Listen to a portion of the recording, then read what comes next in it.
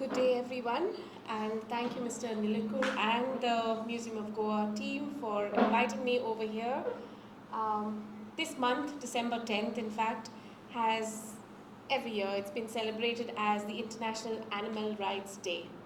Not many people remember it on that day, but there is a growing movement that is trying to address the rights of animals because most of the time they are the ones who are speechless, they cannot speak. We are perhaps their voice if first we realize that they have rights too.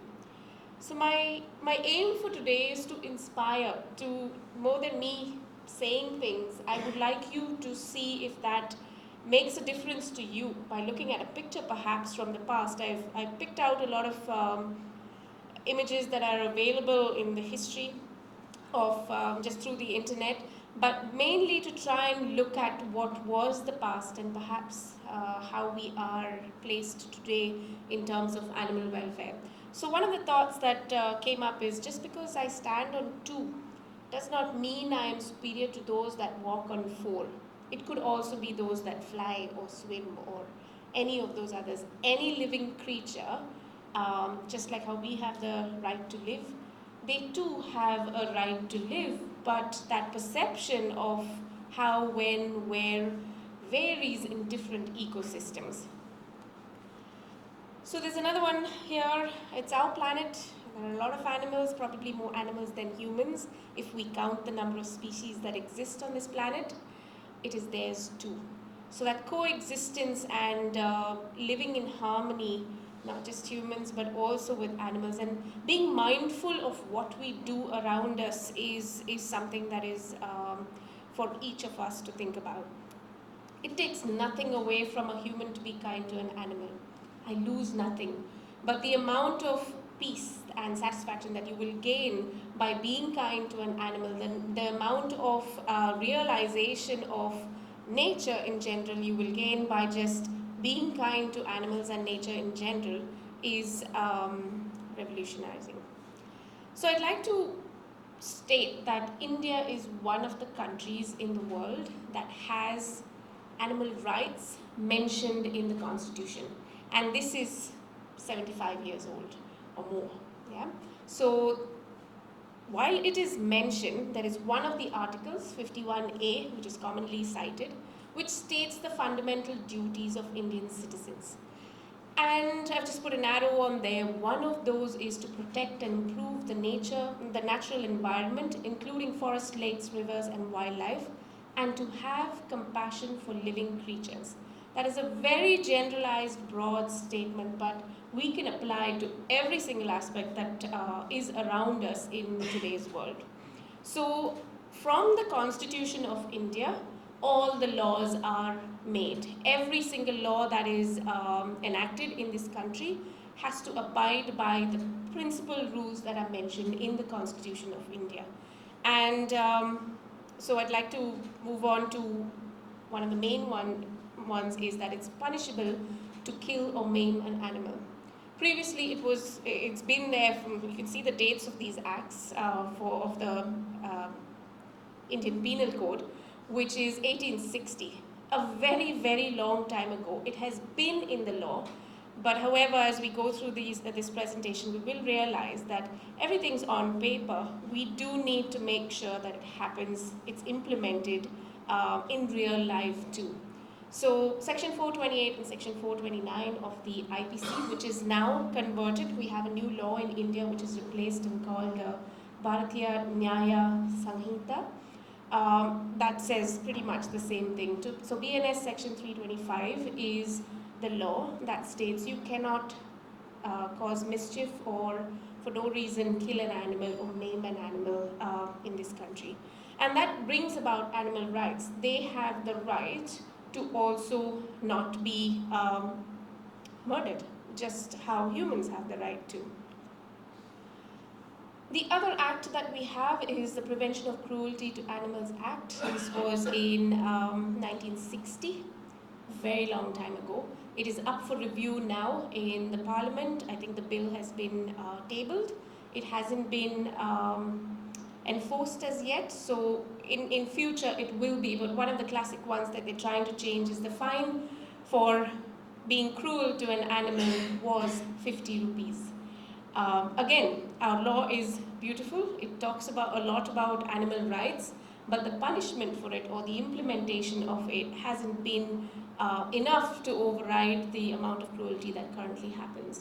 So according to the PCA Act, it mentions that injuring or abandoning animals, if you see Section 11, I've just pasted a small piece of it. Section 11, the last one, I, without reasonable cause, abandons any animal in circumstances which render it likely that it will suffer pain by reason of starvation or thirst. Very often we see, I think majority of our domestic animals, if you look at dogs and cats in Goa, they are homeless. They are born sometimes in homes and then abandoned on the streets. One major one for me is you go to any fish market in Goa and you will see cats and kittens there. They didn't just land up there, but very often they are abandoned. Because we can't trace back the person who has abandoned the animals, it remains unaddressed, but it starts with awareness. Our laws are there to prevent, to penalize people for abandoning animals, but if we cannot prove the identity, they don't get penalized. So the other way of looking at it is how can we help those animals have rights by spreading awareness to people that this is one of the things I do as a doctor is spay neuter. If we don't intend to breed our domestic animals, then having them neutered will help control the abandonment and also the starvation and death that happens as a result of them being left to fend for themselves and not enough available. So the PCA Act is another one, which is a very strong act in this country. No animal can be slaughtered except in recognized slaughterhouses. Again, this comes under the PCA Act, and which also has rules. Several rules are available. You have the animal birth control rules, the slaughterhouse rules, the dog breeding rules, the transportation of animals rules. There are so many rules that specify what can be done to animals and what cannot be done. And these are rules that are through the central government, which means they apply to the entire country.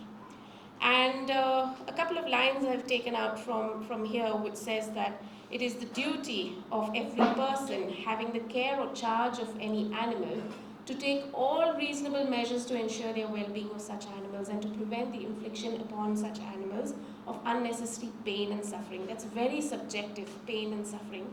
What might be painful for me may not be as painful for you or vice versa. But it is not just ownership of animals, it is any animal, including farmers that have an animal in their care, that they have the duty to make sure that the well-being of those animals, as long as they are alive in your care, that they are well looked after. So one of the glaring things that comes to me is all the chicken shops we have around everywhere, all the corner chicken shops. None of them are legal in this country, as per the regulations that are there. So the last line, which says no animal shall be slaughtered in a slaughterhouse in the sight of other animals.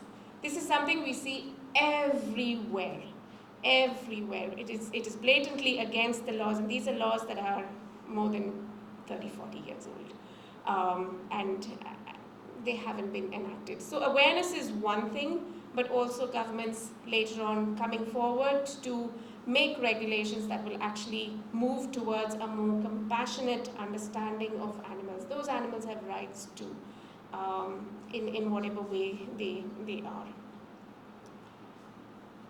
The next one is community dogs. This is a big one because it is always in the news. It is perhaps one of the top topics spoken in every single government meeting. More so nowadays, over the last 5 years, I would say, where several children and people, for example, tourists very often, because they're new to a particular territory, are being chased by groups or packs of dogs, and it is causing conflict. And the conflict is perhaps because we have allowed the population to explode. It's highly associated with the way we manage our garbage And dogs being dogs, they have domesticated around humans. They are man's best friend. This is a phrase from history, but majority of man's best friends are homeless. And when it is but natural that if a population goes above a certain threshold, a certain carrying capacity of that environment, there will be conflict. And the spread of rabies, the spread of certain diseases that are zoonotic from dogs, for example, to humans, is because we have, unfortunately, too many of them homeless on the streets. So again, spay neutering is something that is practiced by most governments. They're trying their best, but obviously it's not enough. One of the rules says that community dogs have the right to live in the territory where they were born. So this relocation of dogs, just picking up dogs because you don't like them from one place and then leaving them on a hill to fend for themselves, is against the law. And dogs, community dogs are protected in this country by the animal birth control rules that were published in 2023. So here are some of the salient points of the animal birth control rules, where it says that resident welfare organizations or panchayats, municipalities, corporations, any of these government bodies are responsible for the well-being of animals that are within their areas. So this means that our local government is responsible for spay neutering, vaccinating, and taking care of injured animals that live within that corporation area or the municipality area. And these are rights that are bestowed onto animals, and they have the right to actually avail of these kind of facilities. Denying sufficient food, water, shelter, and exercise to animals is punishable, as per the Prevention of Cruelty to Animals Act. This is also a global concept where animal rights and animal welfare, they're two different terms. They have a lot of deep meaning in them. I think animal rights is more about what the animals need. It is their right for their well-being. Animal welfare is more about what we as humans, because animals can't speak, what we think is good for the animals. So there is a slight difference between that, but the fundamentals is we need to ensure that there are 5 freedoms that animals can have and should have.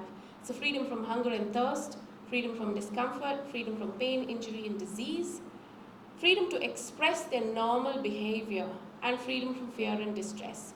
If we think about each of these aspects, we will realize that when we start confining animals for our needs, whether it is for food consumption or whether it is for farming or whether it is for companionship or guarding our properties, very often dogs are used for guarding properties, we need to understand that while we are confining them, do they have these 5 freedoms while we do what we do to them?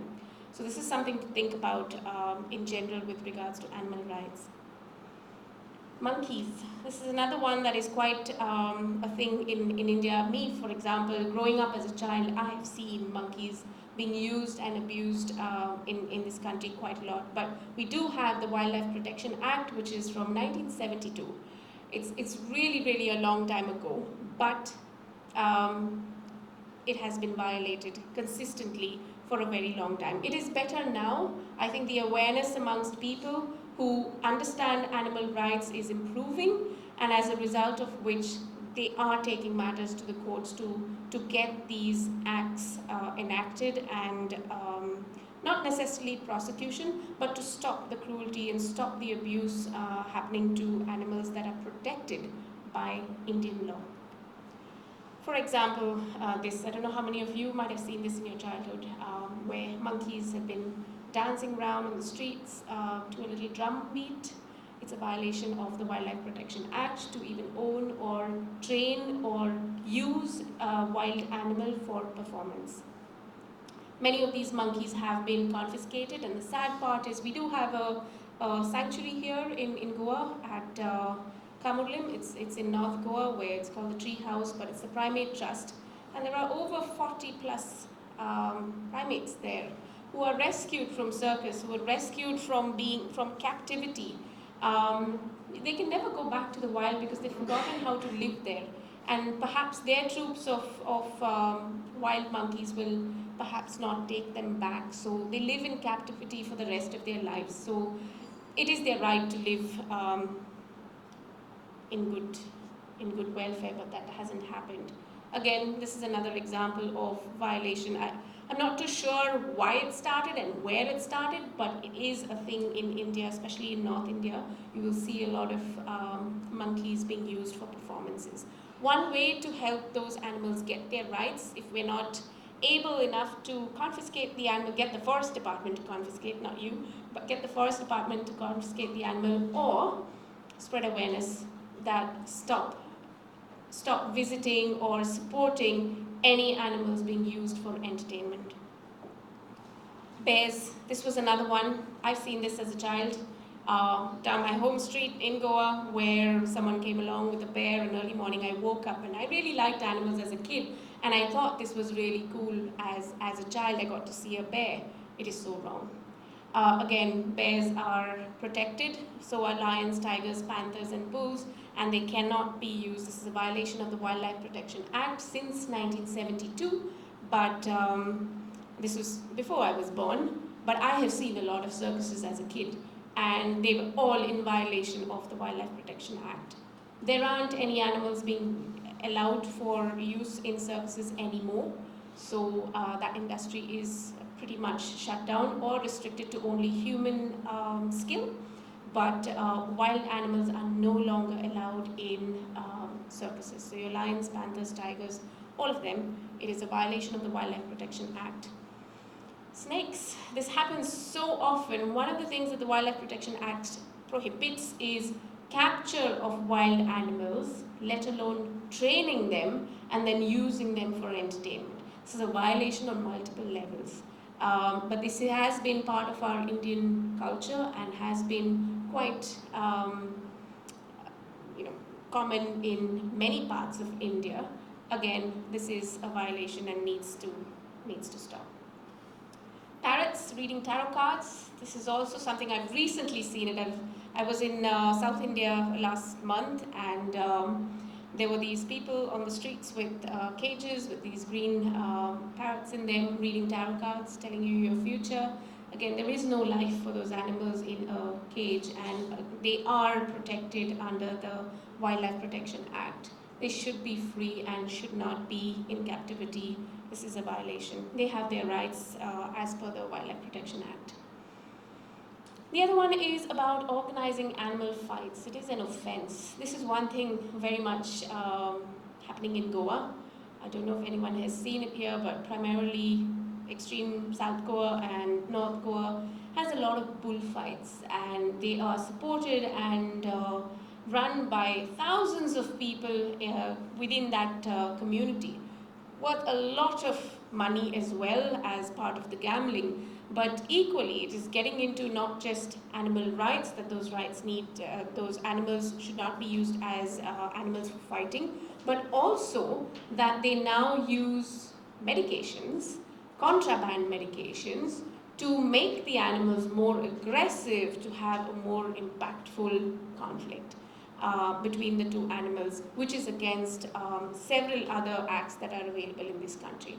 So using contraband substances, using people to gore the animals, that's against the PCA Act, and also just using animals in general to cause them to fight. There are also cockfights. Dogfights haven't been as prominent in India, but cockfights and bullfights have been very common.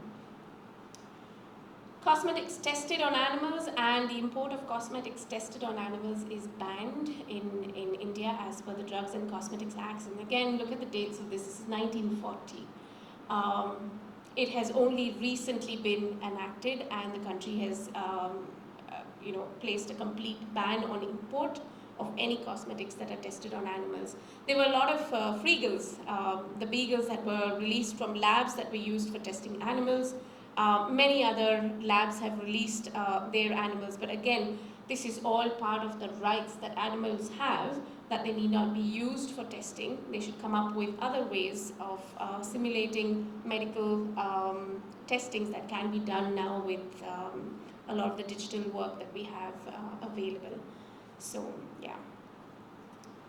Capturing, disturbing, or destroying wild animals, birds, reptiles, or their nests is punishable. And we see this quite often, not so much with the rhinos in Goa, but that's there in the northern parts of India. We also have, I was going to talk about the elephants here. Capturing elephants, that's something that hasn't been addressed enough in India, especially southern India. We have a lot of elephants that are used for entertainment, that are used as part of religious processions. It's very hard to slap the rules on there because religion is a big part of our Indian culture and is perhaps politically driven, but these are all violations of the Wildlife Protection Act, and those animals need their rights as well. So elephants in circuses is also a violation of the WPA.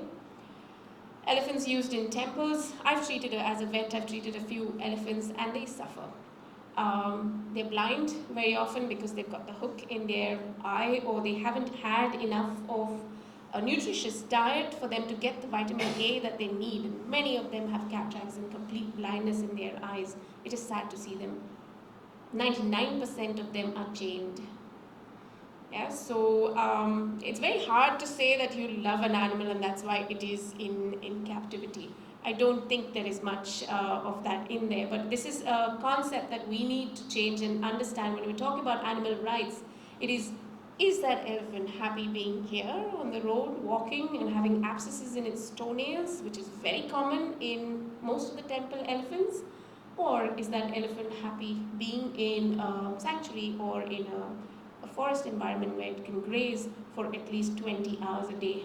That is their natural behavior. Giving them bananas every hour is not really what an elephant is used to eating. Cutting down trees. This has happened quite often with road widening. And we have a lot of big trees. Very often birds nest in those trees. And according to the Wildlife Protection Act, those birds have rights. Cutting down that tree and destroying the nests of those birds while they are on that tree amounts to hunting and is punishable under the Wildlife Protection Act. Many people don't know this, and it happens. It does happen. It's done in the night. Sometimes you don't see the birds running away, but this is really sad to see. I think this picture was quite recent that has happened, and the contractor was prosecuted under the Wildlife Protection Act. Of course, the birds died. It was a bit too late. Some of them fled. Thousands had to be rescued, but again, animals have their rights and they need to be protected. This is something that pertains to Goa a little bit on the northern side, where we have turtles coming over to lay their eggs. All reptiles are protected under WPA, and tampering with their eggs or destroying their nests is punishable. Very often the construction that happens close to the CRZ areas, they do affect the marine wildlife that come and nest on the beaches. MOG is one of the places in Goa that has a good program to protect the olive ridley turtles that come and nest there every year. And this is just enacting the rights of those animals to use the beach. The other one is carrying animals in a vehicle in any manner which causes them discomfort, pain, suffering. It is punishable. How many times? This is both by the PCA Act as well as the Motor Vehicles Act, which has been updated in 2019. I've seen this often. Or slightly different, perhaps in a smaller vehicle, but animals died in this manner being taken, whether it is for slaughter, most likely for slaughter, because if that animal was valuable enough, they probably wouldn't keep it in that, tie it in that manner. But this is uncomfortable and is a violation of the of the PCA Act and the Motor Vehicles Act. I've seen this very, very often in Goa. Stopping at the signal, sometimes I've even seen the beak of that animal dragging along the floor while this guy is riding his bike, taking the chickens to the chicken shop. We need to be careful and a little mindful about what we support and how we support. Very often, most of us don't have the time to stop them there and then. I've done it once. I would also say our enforcement of the law comes from the police. They're the only ones who can take action. But equally, if they don't know which act this comes under and is punishable under this particular act, nothing really happens. But these kind of things need to stop, and they are a violation of animal rights. Chickens also primarily kept in cages in this manner. They cause discomfort, suffering until they are slaughtered. But having them transported in this kind of a manner is a violation of the PCA Act and the Motor Vehicles Act as well. I just found this picture and thought that there are better ways that we can do what we do with animals or how we interact with animals. They have rights too, and only if we put our minds into their minds and see it from their side of it, we may understand how things are from their perspective. One of the thoughts that came out during COVID, where we realized how frustrating it is to be locked up in a room and not be able to go out anywhere. Imagine animals being locked up for 24 hours or for 365 days of the year just to give us eggs. So that's again animal rights, and there are better ways of doing that, and if we don't know how to do it any better, let them be free. I asked myself this question, where is the police in all of this? We have fantastic laws, we have a fantastic constitution, but somehow the implementation of or the reprimand to these violations isn't a reality. And that brings me to ask this question, can any of you help with getting animals their right? There are many ways in which their rights are violated, and if we could do something to help them, it would be absolutely wonderful. Every life matters, whether it is small or big, whether it can speak or not, 2 legs, 4 legs, wings, flippers, doesn't matter. Every life matters, just like ours.